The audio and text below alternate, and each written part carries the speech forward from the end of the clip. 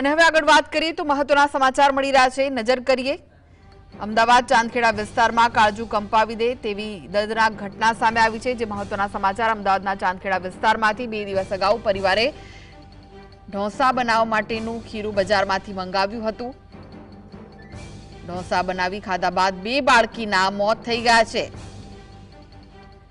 તો ખીરું બજારમાંથી મંગાવ્યું હતું અને તેમાંથી બનેલા ઢોસા ખાતા જ 2 બાળકીના મોત। દંપતી હાલ ખાનગી હોસ્પિટલમાં જીવન મરણ વચ્ચે ઝોલા ખાઈ રહ્યો છે। 2 નાની દીકરીના મોતથી પરિવારમાં આક્રંદ જોવા મળી રહ્યો છે।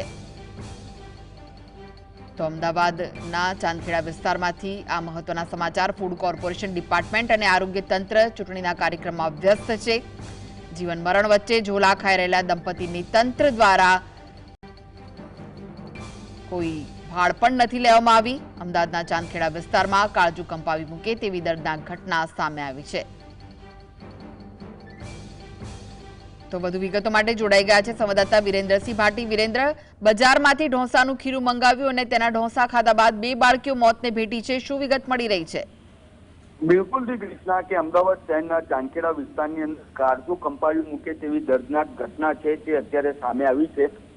વિગતવાર કૃષ્ણા વાત કરવામાં આવે તો પરિવાર દ્વારા 2 દિવસ અગાઉ ઢોસો બનાવવા માટેનું ખીરું છે તે બજારમાંથી મંગાવવામાં આવ્યું હતું અને તે ખીરું મંગાવ્યા બાદ પરિવાર દ્વારા ઢોસો છે તે બનાવવામાં આવ્યો હતો, પરંતુ તે ઢોસો ખાધા બાદ 3 મહિનાની નાની બાળકી તેમજ 4 વર્ષની એક માસૂમ બાળકીએ નું કરુણ મોત છે તે નીપજ્યું હતું। કારણ કે જે ઢોસો ખાધા બાદ રિએક્શન છે તે આવ્યા હતા અને ત્યારબાદ તે માતા પિતાને પણ જે માનસિક તેમજ શારીરિક રીતે જે બીમારી જેવું લાગી રહ્યું હતું તે સંદર્ભે તેમને તાત્કાલિક ખાનગી હોસ્પિટલ ખાતે એડમિટ કરવામાં આવ્યા હતા। પરંતુ જે 3 મહિનાની દીકરી હતી એ પરમ દિવસના રોજ ને 4 વર્ષની દીકરી છે તે ગઈકાલે મોડી રાત્રિએ તેનું મોત છે તે નીપજ્યું છે। અત્યારે જે દંપતી છે તે ખાનગી હોસ્પિટલની અંદર જીવન મરણના ઝોલા છે તે ખાઈ રહ્યું છે।